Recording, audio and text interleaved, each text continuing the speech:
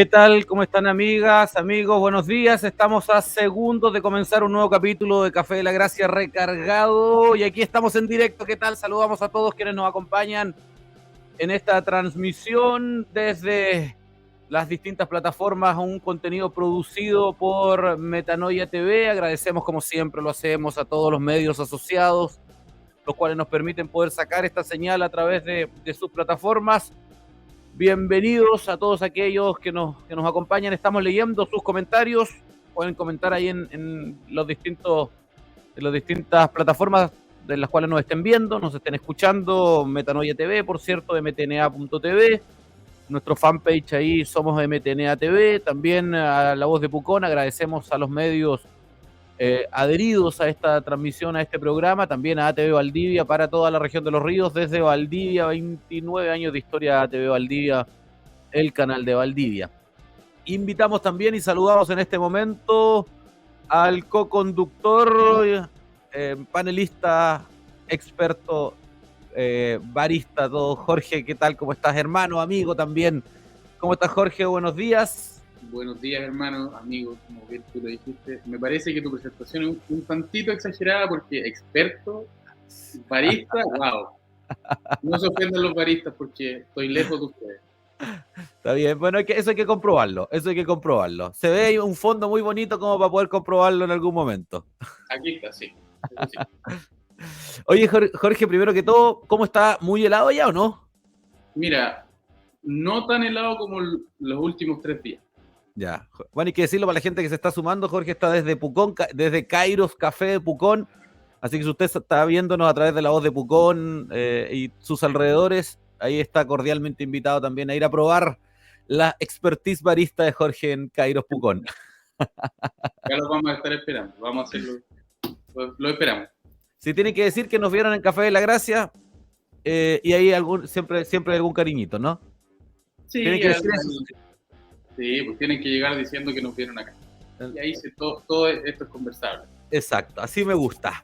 Bueno, estimados a todos aquellos que nos acompañan, primero yo quiero, segundo en realidad, ya nos presentamos, ya agradecemos a los medios asociados, saludamos al co-conductor de esta transmisión, pero yo también quiero pedir las disculpas por la situación de la semana pasada, lamentablemente debido a condiciones climáticas ajenas a nuestra responsabilidad, no pudimos salir al aire el jueves pasado porque, bueno, para todos los que están en el sur se dieron cuenta que hubo un temporal, una crisis, no sé cómo decirlo, pero la verdad es que a nosotros desde nuestras distintas bases de operación nos afectaron, así que por lo tanto no había electricidad, no había internet y en realidad nos vimos limitados de poder salir al aire. Y ya trabajamos para que esto no vuelva a pasar y para tener los planes de contingencia respectivos, pero bueno, ya estamos acá, estamos de vuelta. Hoy día tenemos un capítulo extraordinario. Yo creo que es un capítulo, en lo personal, por la temática que vamos a ir conversando, me parece que es probablemente uno de los temas menos abordados en el mundo cristiano actual. Yo creo que en general hay muy poca conciencia de aquello, a pesar de que quizás algunos puedan sentirse representados por la frase o por la palabra o el concepto que hay atrás de lo que vamos a estudiar o conversar hoy día. Digo estudiar, esto es una conversación, esto es una tertulia doctrinal, nada más que eso. Pero en general lo que sucede es que se habla muy poco respecto a la ceguera del hombre, que es el tema hoy día, tal como nos dice y nos anticipa esta música. La pregunta del día de hoy es: ¿estamos todos ciegos?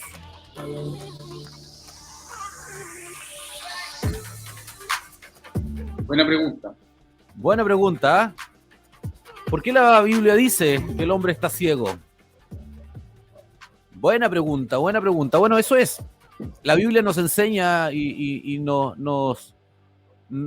Jesucristo mismo inclusive nos dice que el hombre es parte o participa más bien de esta realidad tétrica, terrible y, como ya dije, desconocida, de un estado de ceguera espiritual, por decirlo de alguna forma, no obstante que la Biblia nos dice que es espiritual. Sabemos que es espiritual porque no es natural, digamos. Se habla más bien de un estado de ceguera. Bueno, lo primero que quizá tenemos que partir, Jorge, partiendo desde lo general. Yo creo, como lo hacemos siempre, tratamos de ser lo más didáctico posible que nos permite esta instancia, es preguntarnos y explicar un poco a la gente qué entendemos por ceguera.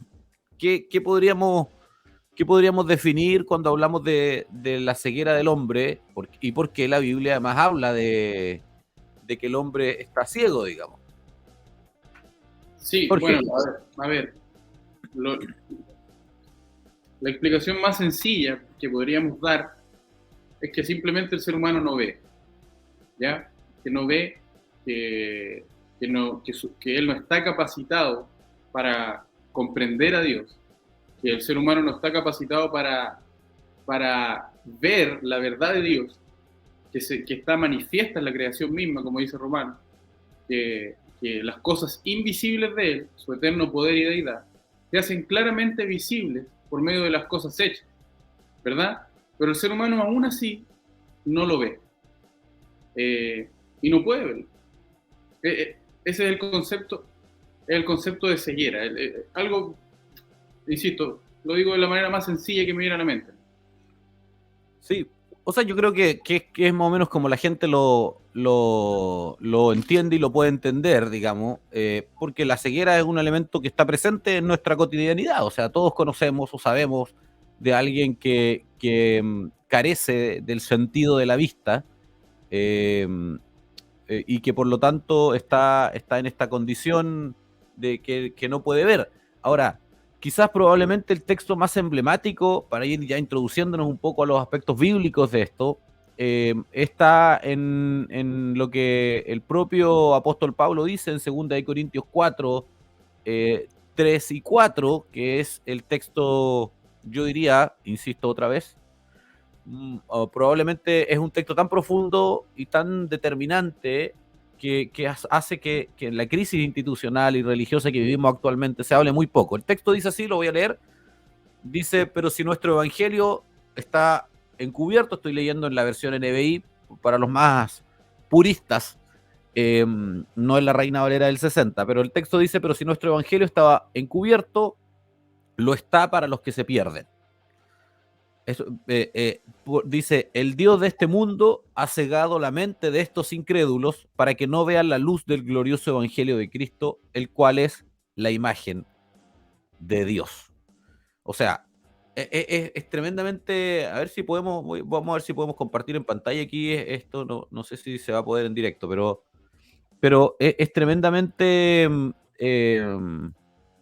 decidor, por decirlo de alguna forma, porque el texto parte diciendo que nuestro evangelio está encubierto y dice que está encubierto para aquellos que se pierden. O sea, partimos aquí, por decirlo de alguna forma, con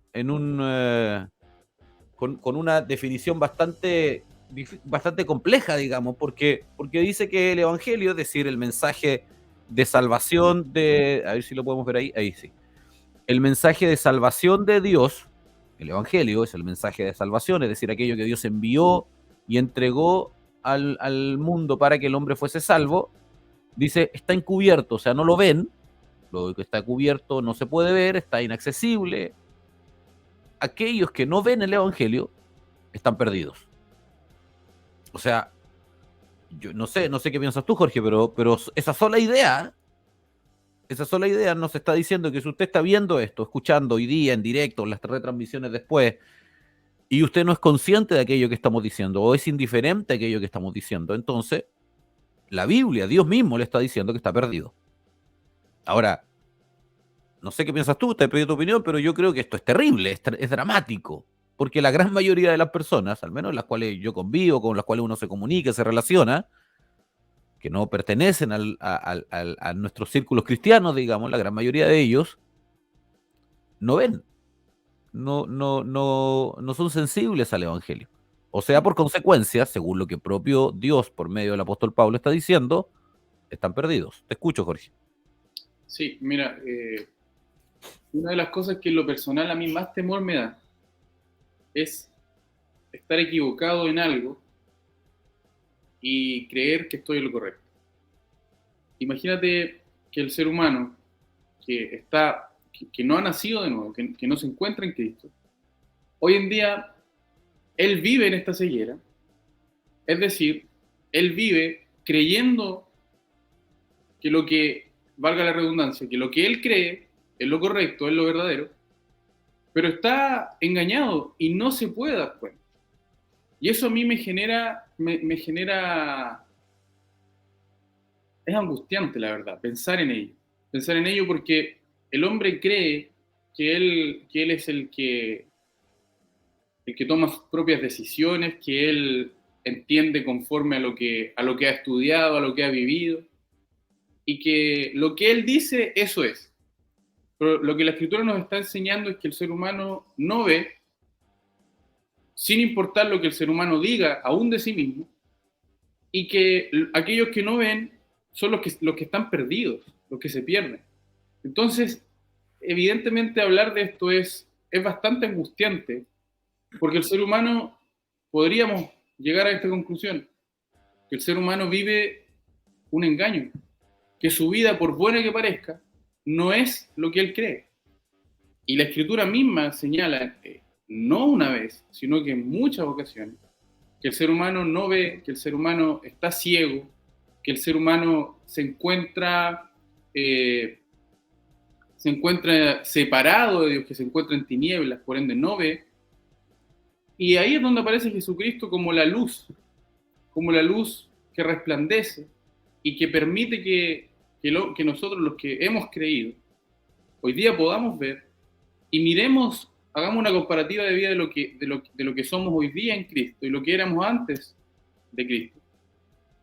Y evidentemente toda nuestra vida pasada carecía de sentido. No había, yo miro mi vida y digo, viví tantos años en un engaño, viví tantos años creyendo que las cosas eran de una manera cuando eran totalmente diferente. la opuesta, ni siquiera diferente, era totalmente opuesto. Entonces, Jorge, ¿puedo hacer una pregunta? Espero no ser impertinente y respeto si es que no quieres ahondar en ello, pero puedes dar un ejemplo para que la gente que nos está viendo pueda de alguna forma comprender en términos prácticos. Tú dices, viví tantos años viviendo una vida teniendo visiones respecto a determinadas cosas que no eran, y hoy día me doy cuenta que no solo eran diferentes, sino que eran contrarias. No sé si puedes darme un ejemplo que puedas compartir, obviamente, que te sientas cómodo compartir, para que la gente pueda entenderlo. Tengo uno muy fresco.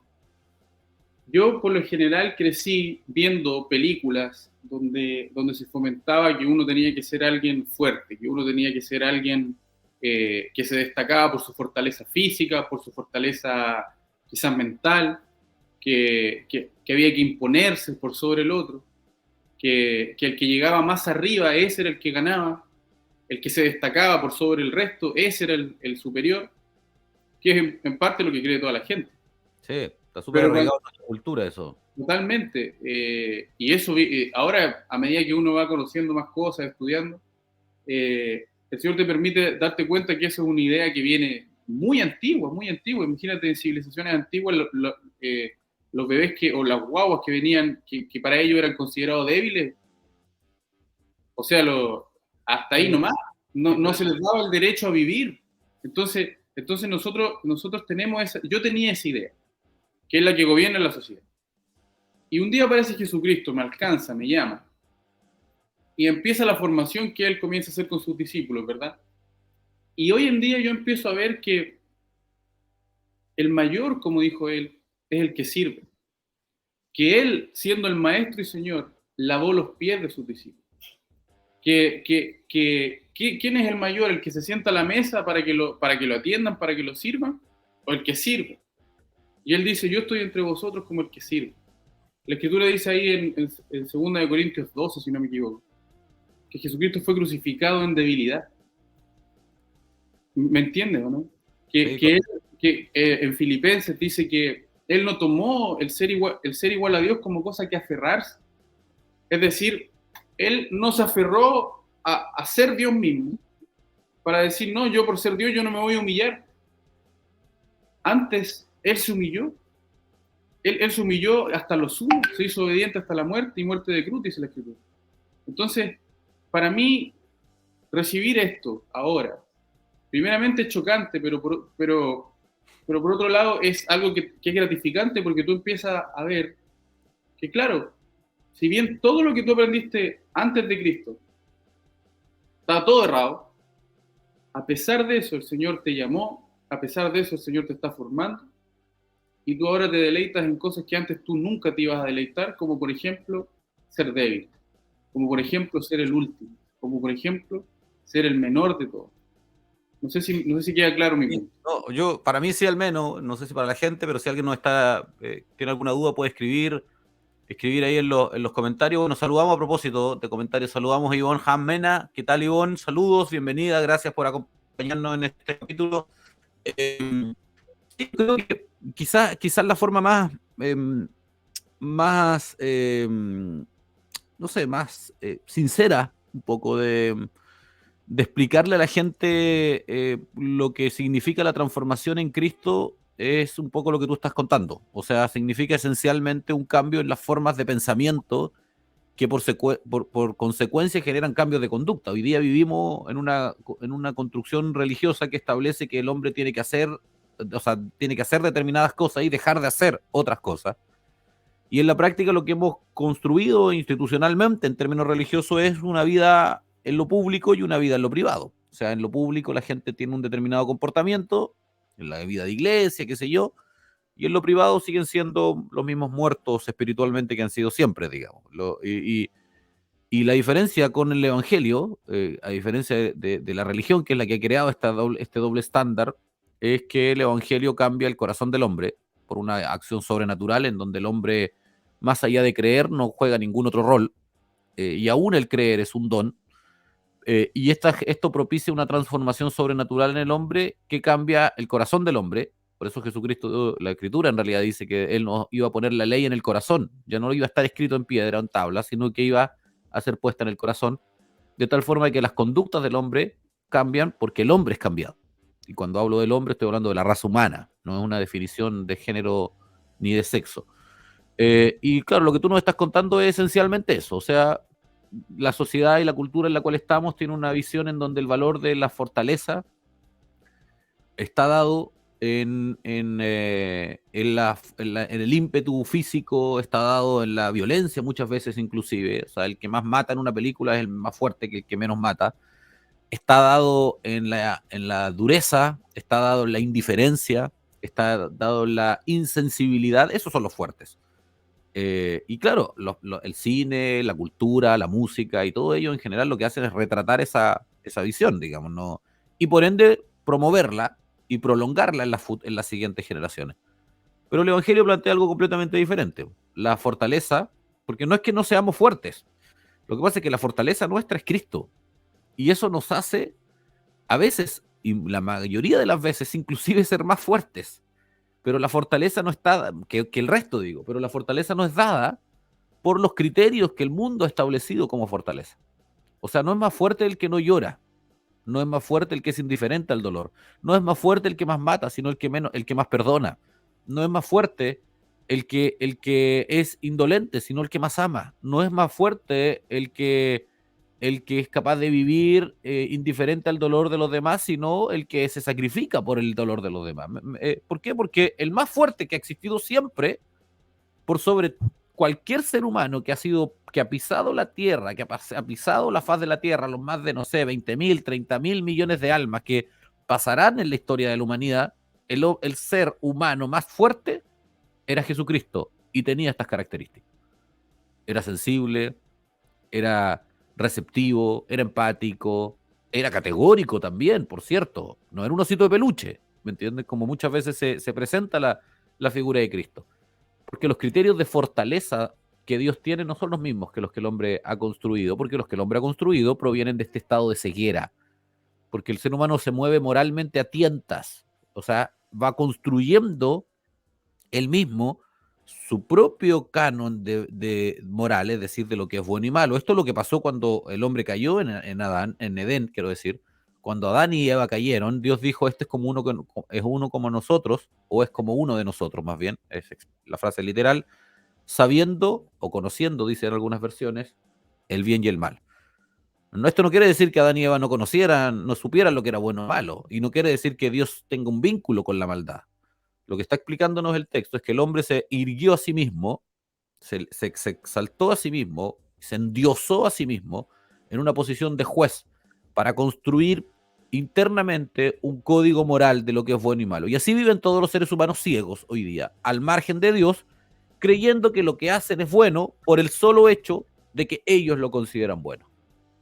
Esto esencialmente es un acto de rebelión moral al Dios del universo. Y es una de las razones por la cual el hombre es condenado y está lejos de Dios.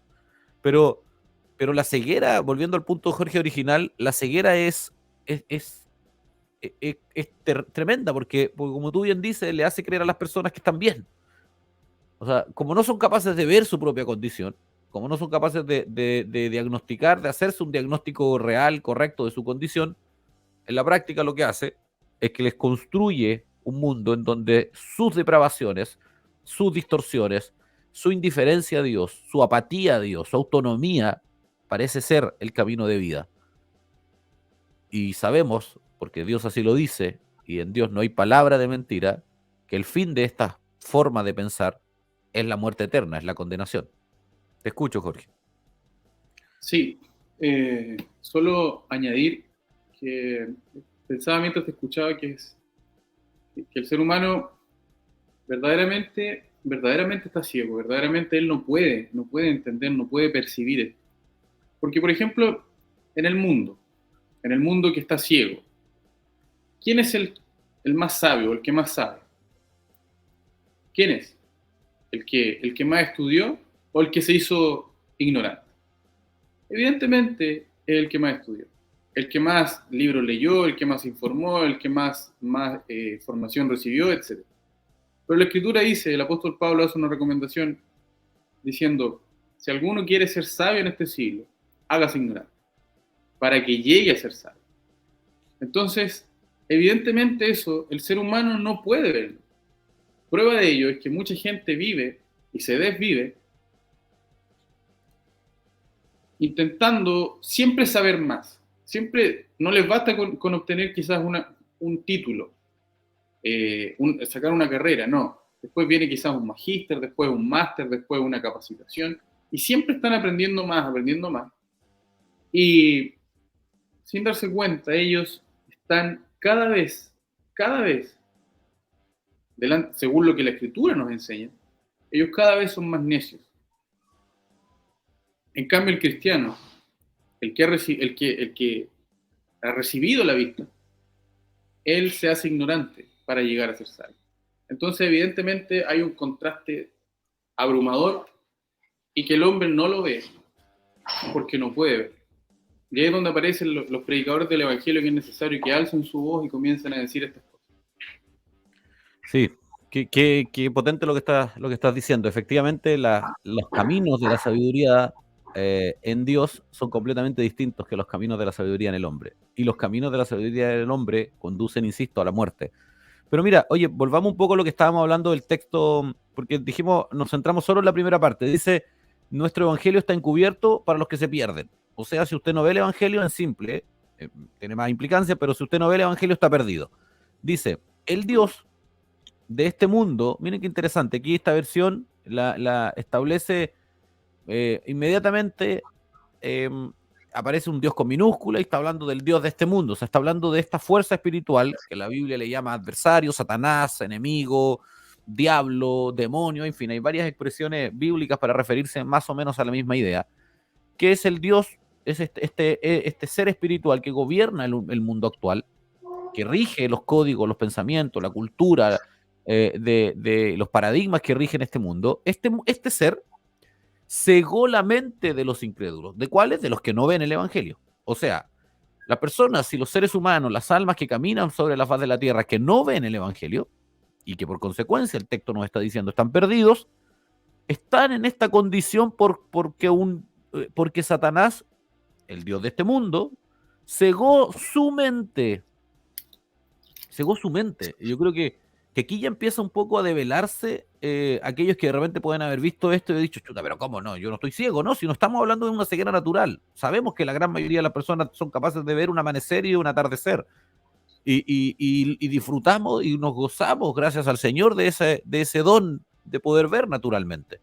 Pero lo que el texto nos está enseñando, lo que Dios está diciendo es que la operación de Satanás sobre las almas humanas no se da en los ojos naturales, sino que se da en la mente de las personas, en el ser interior de las personas. Por esa razón, la gran mayoría de las almas que escucharán el Evangelio, o muchas de esas almas que escucharán el Evangelio, no les va a hacer sentido, porque están ciegos por esta fuerza espiritual. ¿Cuál es el propósito de esta ceguera? El texto lo dice claramente, para que no vean la luz del glorioso Evangelio de Jesucristo, el cual es la imagen de Dios. Cristo es la imagen de Dios.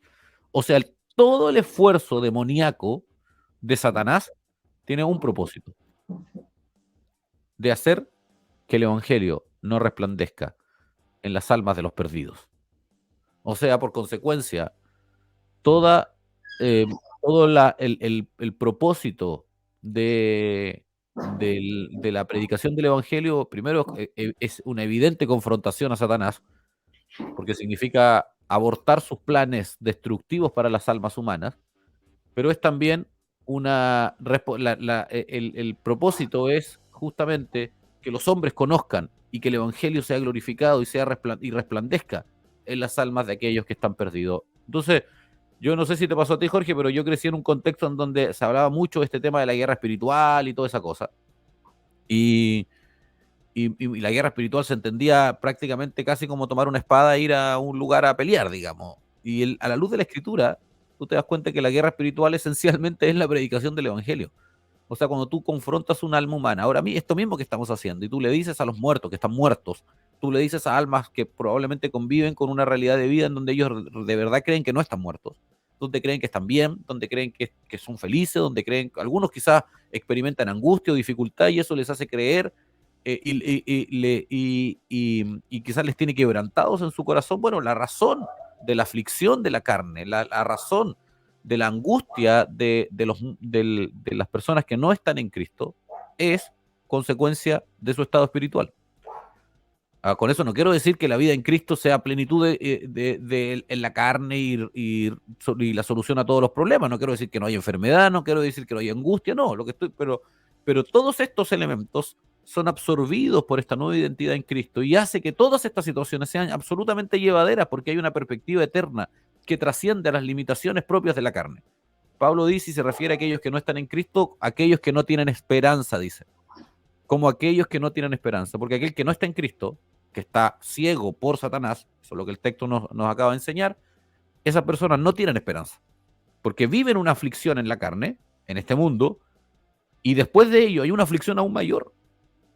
O sea, después de este mundo, de esta vida terrenal, aquellos que no están escondidos en Cristo les espera una aflicción eterna, sin ninguna posibilidad de poder ser librado de esta condición. Es terrible, es aterrador, es aterrador la realidad del alma humana sin Cristo. Y por esa razón es tan necesario que el Evangelio sea anunciado en todos los espacios. Sí, totalmente. O sea, para nosotros la predicación del Evangelio no es opcional. Tampoco es algo que podemos postergar. Es más, hay una frase que me pillé el otro día que decía, sea el Evangelio por donde sea que pases. Sé tú el Evangelio por donde sea que pases. Y me pareció, y es llamativo porque finalmente, cuando uno recibe el Evangelio y uno comienza a vivir el Evangelio, más que saberlo, más que practicarlo, sino que vivirlo, evidentemente uno, donde vaya el Evangelio, va a estar ahí. Porque cuando el Evangelio es carne y sangre ya es una realidad en tu vida. Por ende, para nosotros, predicar el Evangelio debe ser algo natural, como respirar. Donde sea que vayamos, predicar el Evangelio. Porque esto que estamos hablando hoy día, sería bueno, a mí me encantaría que hubiese mucha gente o que quizás la repetición lo vean. Porque yo estoy seguro que nosotros hemos dicho cosas que nunca oyeron. Que quizás nunca oyeron y que probablemente para ellos, al no oírlos, nunca va a ser un tema a tratar. Nunca va a ser un tema a tratar, nunca va a ser un tema que ellos deban siquiera analizar. Imagínate, tú hablabas claro, que el ser humano hoy día se encuentra con un velo cubierto, que no está descubierto. ¿Para qué? Para que no le resplandezca la luz del Evangelio, de la gloria de Cristo, el cual es la imagen de Dios. Por ende, si el ser humano quisiera sacarse el velo, no podría. Y si nosotros como hombres quisiéramos ir y sacarles el velo, tampoco podría. Porque la Escritura, tú estás leyendo 2 Corintios 4, versículo 4, pero en el capítulo 3 está la antesala un poquito de este versículo. Y el apóstol Pablo en el versículo 14 dice, refiriéndose a los israelitas que cuando leen la ley, dice que así como cuando Moisés descendió del Sinaí, se puso un velo para que no vean la gloria de su rostro, asimismo como ocurrió en ese tiempo, cuando ellos leen a Moisés, todavía es como que si el velo estuviese puesto, porque ellos no pueden entender, no pueden entender. ¿Tú te acuerdas de los fariseos, los saduceos? Ellos criticaban a Jesucristo y ellos se afirmaban en la ley. Jesucristo mismo les dijo, Moisés los va a juzgar a ustedes, porque ustedes son los que dicen que siguen la ley de Moisés. Ellos mismos que creían ser los defensores de la ley de Moisés, no entendían a Moisés. No sé si me explico. Es terrible, realmente es desesperante. Y el ser humano hoy día cree que él está bien, cree que hay muchas personas, perdóname que me extienda un poquito, que se dedican a dar charlas, que son motivadores, y no estoy hablando de predicadores, también vamos a ir para allá. Pero hay gente que, por ejemplo, yo me meto a Instagram y veo y busco un poco, hay un sinfín de seminarios, de enseñanzas, de charlas, de gente que te quiere enseñar a vivir. Y mucha gente lo sigue, y ellos enseñan cosas desde la ceguera. Ellos nunca van a poder ver su real condición. Ellos son ciegos que están guiando a otros ciegos. Y aquí es donde quiero llegar a los pastores, a los predicadores en general. Porque muchos de ellos se dedican a dar charlas motivacionales desde los púlpitos. Muchos de ellos se dedican a hablar solamente de las bendiciones que Dios te puede dar. Pero ellos nunca confrontan el pecado del ser humano, nunca les dicen su condición de ceguera espiritual. Y nunca les hablan de Jesucristo y nunca les hablan de Jesucristo crucificado. Y la Escritura misma, aquí en el versículo 14 que yo estaba leyendo, dice, pero el entendimiento de ellos se embotó, hablando del pueblo de Israel. Porque hasta el día de hoy, cuando leen el Antiguo Pacto, les queda el mismo velo no descubierto.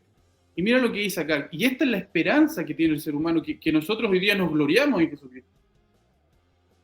Refiriéndose al velo, dice, el cual por Cristo es quitado. Si tú y yo queremos ver cómo el velo es quitado en aquellos seres queridos, en aquellos amigos, en aquellos cercanos, y quizás en esos hombres que vamos a predicarles alguna vez, debemos predicarles a Jesucristo. Porque la Escritura dice que Cristo quita el velo. No sé si me estoy explicando, Esteban. No, para mí al menos totalmente. Si hay alguien y creo que es profundo, es tremendo esto además, porque demuestra que el problema y que la condición del hombre no es una cuestión cultural, no es una cuestión, la ceguera del hombre, quiero decir, no es una cuestión circunstancial, moderna, tecnológica, no, es una cuestión que está arraigada a la esencia misma del hombre.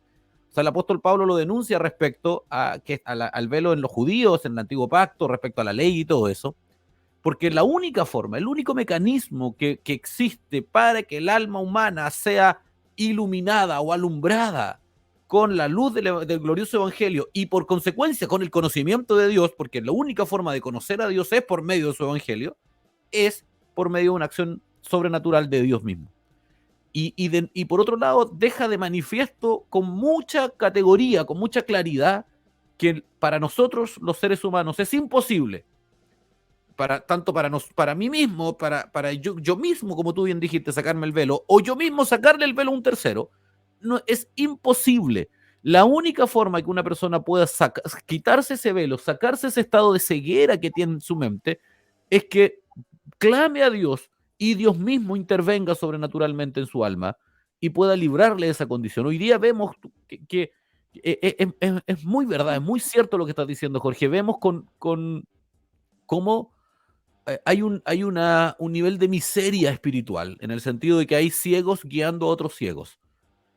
Hay ciegos enriqueciéndose en su propia concupiscencia, en su propia iniquidad, aprovechándose de la ceguera de otros para la obtención de dinero, por ejemplo, para satisfacer sus propios deseos carnales por medio de la manipulación de la verdad bíblica para mantener a estos ciegos en este estado aún mayor de ceguera. Ahora, todos ellos van a ser juzgados por Dios, no me cabe ninguna duda.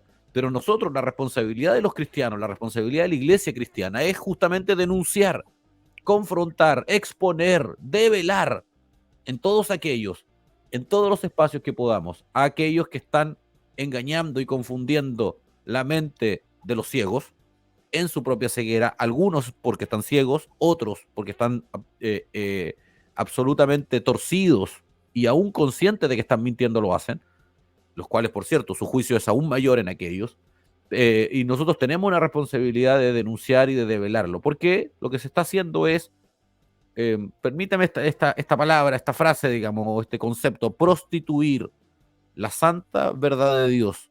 Se está distorsionando, se está depravando la absoluta integridad del Evangelio. Y por esa razón, tristemente, muchas personas hoy día tienen un concepto completamente distorsionado de lo que es el Evangelio. Tú hablas hoy día de cristianismo, de religión, y mucha gente piensa que es pedir plata o que es...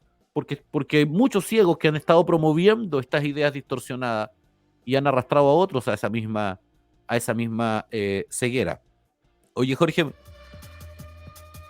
el tiempo aquí pasa más rápido de lo que quisiéramos.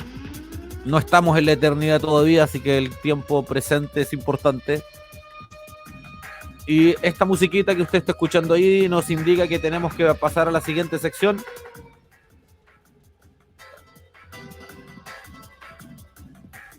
El video de la semana.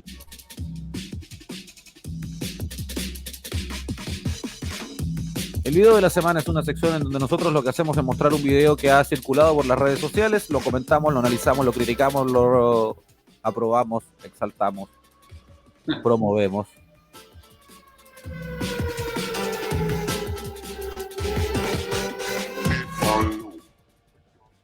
El video de la semana del día de hoy, Jorge, es... Singers singing secular music and secular singers singing gospel music and preachers looking like motivational speakers and motivational speakers trying to look like preachers and psychics trying to be prophets and prophets acting like psychics and we're standing out here in the middle and we don't know where to go. The gospel music industry is filled with singers who have no pastor, who do not go to church, but they have an agent who acts as a pimp to prostitute their gift to anybody who will pay the right amount of money.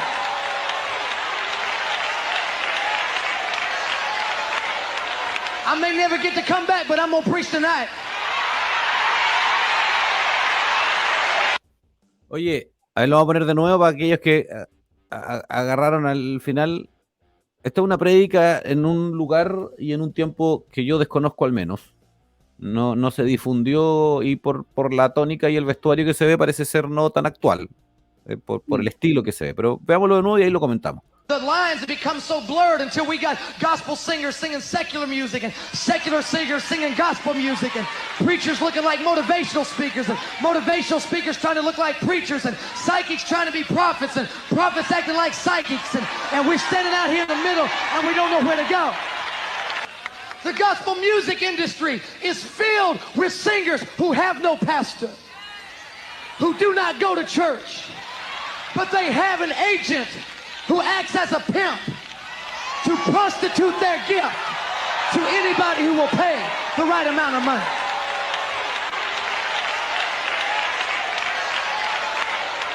I may never get to come back, but I'm gonna preach tonight.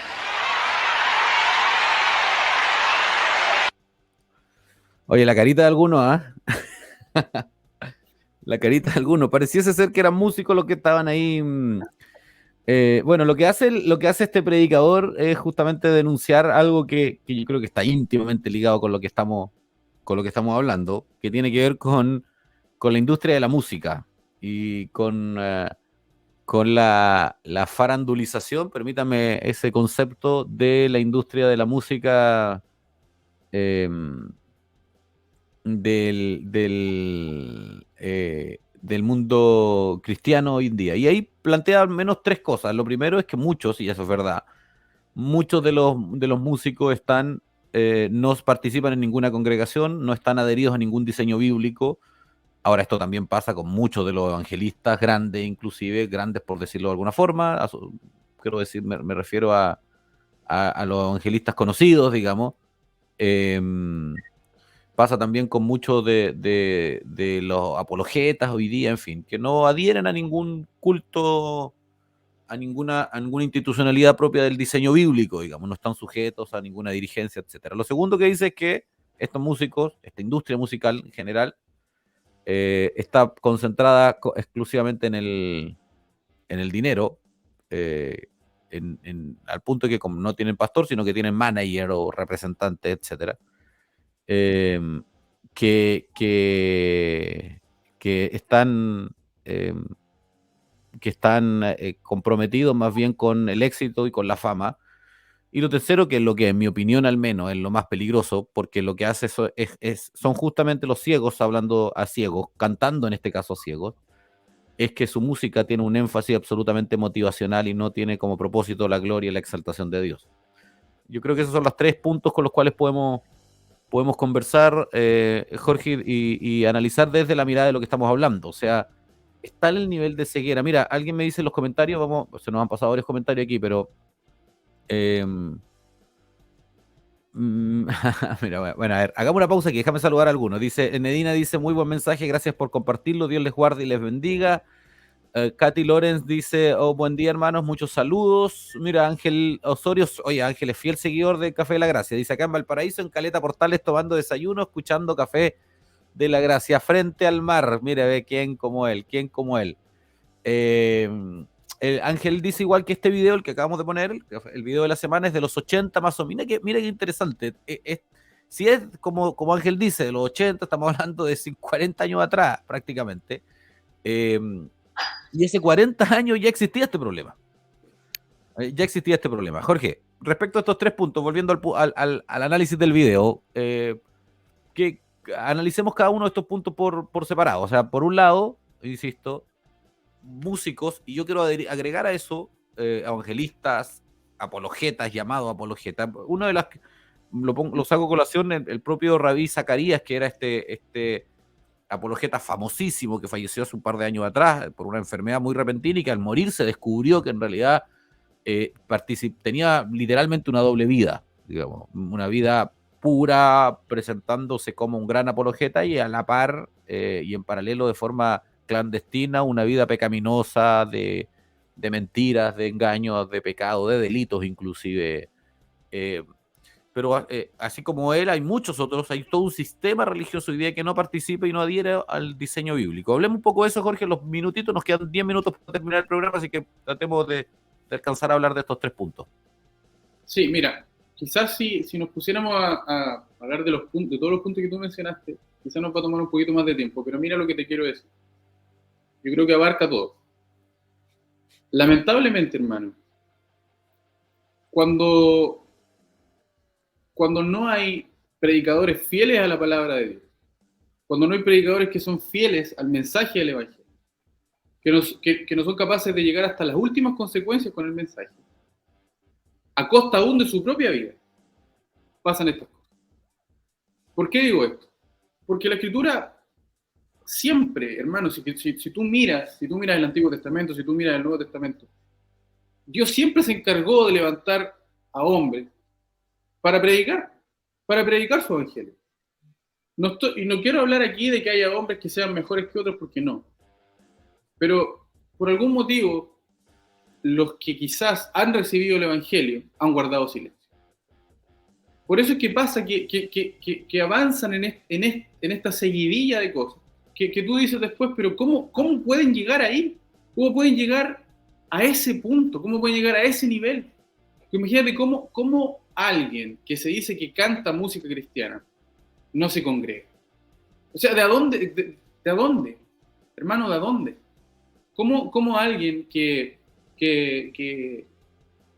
viene a predicar, dice que viene a predicar y aparece quizás hasta con la Biblia, y lo único y centra todo su mensaje en el ser humano, en el bienestar del ser humano, en que el hombre crezca, en que logre su mayor... Hermano, ¿qué estamos hablando?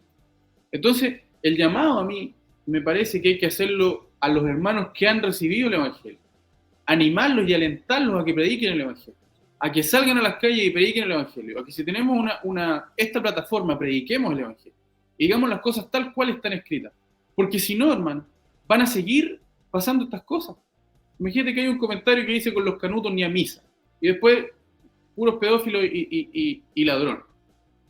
Él en su entendimiento está diciendo que nosotros quizás somos iguales. ¿Por qué? Porque lamentablemente los que han llevado la voz cantante han sido tipos que quizás son así. ¿Y dónde están los de verdad? ¿Dónde están los que predican el Evangelio, los que confrontan a la gente, los que se paran y dicen, esto, la Biblia dice que esto es pecado? La Biblia dice que hay que arrepentirse. Hoy día, hermano, si tú vas a una iglesia, cualquiera, tú conversas con cualquier canuto común y silvestre, perdón que lo diga de esta manera, pero ellos, la mayoría, están en contra del llamado al arrepentimiento. Están en contra, dicen que la palabra arrepentimiento hay que sacarla de los púlpitos, hay que sacarla de las predicaciones. Que cómo se te ocurre decirle al hombre que se tiene que arrepentir. Porque nosotros tenemos que llevar el mensaje de esperanza. Entonces, o estos tipos no saben, no leen la Escritura, o simplemente están ahí porque están buscando un beneficio personal. Pero los que conocemos el Evangelio y conocemos la Escritura, fuimos llamados, tenemos una responsabilidad. Lo que tú has recibido, Esteban, hermano, y cualquier hermano que me esté oyendo, lo que has recibido no es para que te lo guardes para ti, es para que corra, es para que fluya, porque el Evangelio no puede ser guardado. El Evangelio es un mensaje que fue diseñado para que sea proclamado, para que sea predicado. Y nosotros, los que hemos recibido el Evangelio, tenemos esta responsabilidad enorme de anunciar las virtudes de aquel que nos llamó de las tinieblas a la luz admirable, a su luz admirable, y decir las cosas por su nombre, conforme a lo que está escrito. Por eso la iglesia evangélica contemporánea anda de la mano, sale a las marchas por la igualdad. ¿Cómo tú vas a confrontar a Jesucristo mismo? Dijo, no te pido que los saques del mundo, pero que los guardes del mundo. No te pido por el mundo, te pido por ellos. Pero también en Santiago, si no me equivoco, dice que aquel que quiera ser amigo del mundo se constituye en enemigo de Dios. ¿Cómo la iglesia va a ser amiga del mundo? Nunca fue así. Si la iglesia actúa de la misma manera que el mundo, ¿cuál es la diferencia? ¿En qué se diferencia? No sé si me voy a entender, perdón que me extienda. No, tranquilo, Jorge, por favor. Totalmente, y estoy absolutamente de acuerdo. Creo que el video un poco nos muestra lo triste que hace 40 años, la crisis. También de alguna forma nos da un poco de expectativa porque hay personas, y me arrogo la licencia de incluirnos, que estamos denunciando un poco eso, ¿me entiendes? Porque evidentemente vivimos en una crisis institucional, vivimos en una crisis profunda, religiosa, por ponerle un término para que nos entienda toda la gente, que lo que ha hecho es construir, erguir un mundo, un castillo que no es el castillo del Evangelio, y ha hecho creer a aquellos que no pertenecen a la iglesia, que eso es el Evangelio. Entonces, claro, como tú bien decías, hay algunos comentarios ofensivos aquí, o un comentario en particular en realidad, que es ofensivo, y es porque, verdad, ha habido algunos que han sido ladrones y han sido pedófilos, y eso es así. Como también lo ha habido en otros cultos religiosos, por cierto, pero la iglesia no ha tenido la fuerza de poder confrontar, en mi opinión, sobre todo la iglesia moderna, de poder confrontar y de poder ser categórico respecto a la maldad, respecto al pecado, y estar dispuesto a asumir el costo. ¿Qué significa eso?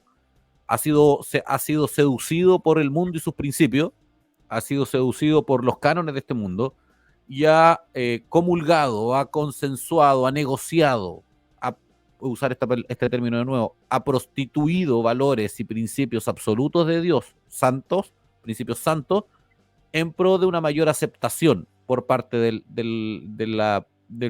mundo, por parte de la popularidad, del mundo popular. O sea, en simple, lo que ha hecho es que se ha vendido al mundo, no la iglesia, muchas denominaciones, porque yo creo que en medio de todo esto siempre hay una iglesia fiel, que ha guardado la verdad, que ha guardado el evangelio, que ha guardado la santidad y que la ha denunciado con las pocas y precarias herramientas que muchas veces han tenido, y que son justamente los que han sido segregados los que han sido ridiculizados, los que han sido humillados, los que han pagado un precio en esto. La historia de la iglesia cristiana siempre ha sido así. Si tú analizas la historia cristiana desde la época apostólica en adelante, con altos y bajos, pero toda la historia cristiana ha tenido, por un lado, una iglesia institucional, una iglesia que era el referente, que todos miraban, que todos validaban, reconocían, admiraban, exaltaban inclusive, y ha tenido que esa iglesia institucional en la práctica muchas veces consensuaba y traicionaba los valores y los principios cristianos para justamente lograr la aceptación del mundo, para ser tragado por el mundo, aceptado y aprobado por él, y a la par has tenido un mundo, un movimiento de personas redimidas, cristianos, que lo que para mí es la iglesia esencialmente, que nunca comulgaron con el mundo y mantuvieron la integridad de la verdad, la gran mayoría de las veces, a costa de su propia vida, inclusive. Y eso sí, una realidad presente desde el principio. O sea, tú tenías, cuando Jesucristo vino, tenías a los fariseos, que eran la iglesia validada, era el culto a la divinidad reconocido y aprobado por la sociedad, y Cristo vino justamente a confrontarlo y terminó muriendo en una cruz. Y así ese patrón ha seguido la historia humana, inclusive hoy día hay en países como China, por ejemplo, tienen una iglesia institucional que es validada, reconocida por el Estado, y tienes la iglesia subterránea o clandestina o secreta, tiene varios nombres, que son las iglesias de redimidos que entienden que el Estado no está por sobre la iglesia y por lo tanto no puede dictaminar los patrones y los cánones doctrinales de diseño bíblico, y la mayoría de ellos literalmente se juega la vida en cada una de las reuniones. Yo creo que tristemente eso ha estado presente siempre, y creo que cada vez más yo espero que cada vez haya más que estén dispuestos a formar parte no de la iglesia institucional, sean sacados de ahí y formen parte de la iglesia cristiana, de la iglesia bíblica, de la iglesia que está dispuesto a perderlo todo por causa de Cristo, que es esencialmente el mensaje al cual Jesús nos desafió. Jorge, minutitos para despedirse o hacer algún comentario adicional, porque ya el tiempo nos pilló. Sí, no, solo mencionar un versículo que dice Jesucristo en Lucas 9:23. Si alguno quiere venir en pos de mí, niéguese a sí mismo, tome su cruz cada día y siga. El que quiera guardar su vida en este mundo, dice en otra parte, la perderá, pero el que pierda su vida en este mundo para vida eterna la guardará. Solamente animar a los hermanos que nos están oyendo a que anuncien las verdades del Evangelio, a que anunciemos las verdades del Evangelio. Que sigamos nomás, que sigamos. Conforme a lo que Él nos dijo, Él nos mandó, conforme a su potestad. Él dijo que toda potestad me da en el cielo y en la tierra. Por tanto, vayan y hagan discípulos. Y animarnos nomás, animarnos a seguir, y en lo personal yo hablo con harto sentimiento y emoción, porque para mí este tema específico, a mí realmente me molesta. Realmente es un tema que me duele adentro, me duele mucho. Entonces por eso soy no lo hablo tan serenamente, aunque en el fondo no es, no sé explicarlo. Yo creo que es un celo por la verdad, que al final te hace ser, amo tanto el Evangelio, la verdad del Evangelio. Lo que he recibido para mí realmente es vida. Entonces, oír estas otras cosas a mí no las puedo sufrir. Pero eso, hermano. Jorge, se entiende perfectamente, se agradece además. Yo creo que vivimos tiempos.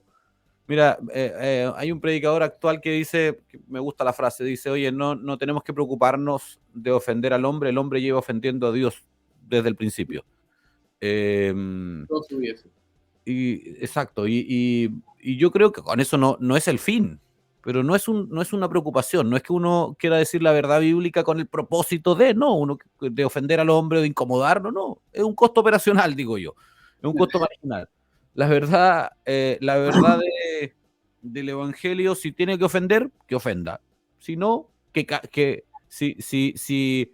si va respaldada con el Espíritu de Dios y llega a una tierra fértil, que cambie, que transforme, que quebrante, que arrepienta. Pero nuestra responsabilidad es decir la verdad del Evangelio conforme a lo que hemos recibido, le guste quien le guste, le moleste quien le moleste. Nuestro compromiso, como decía el apóstol Pablo, no está con los hombres. No Así hago es. yo el favor de los hombres, sino pues si yo hago el favor de los hombres, Gálatas 1, no puedo ser siervo de Jesucristo.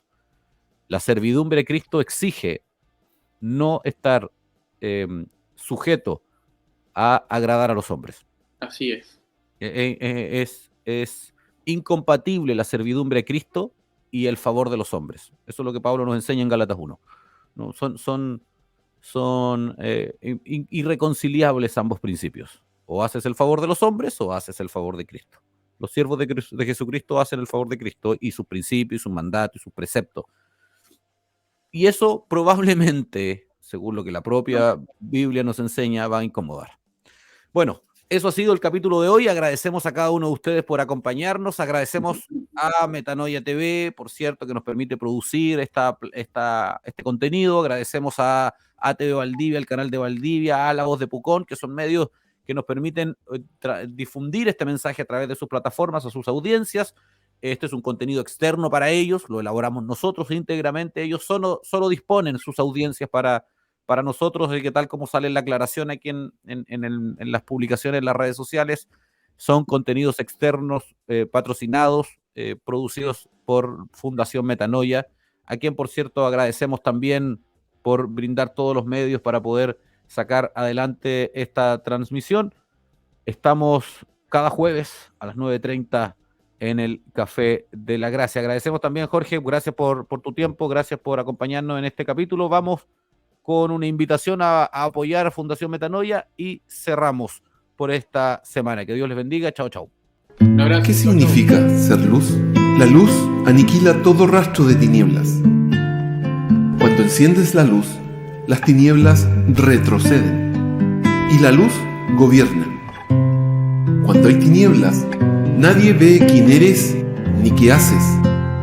La luz avanza rápido, muy rápido. Cuando llega la luz, todo queda expuesto. Solo con luz puedes ver el camino. Sin luz, te caes, te duele, te golpeas, te pierdes y te condenas.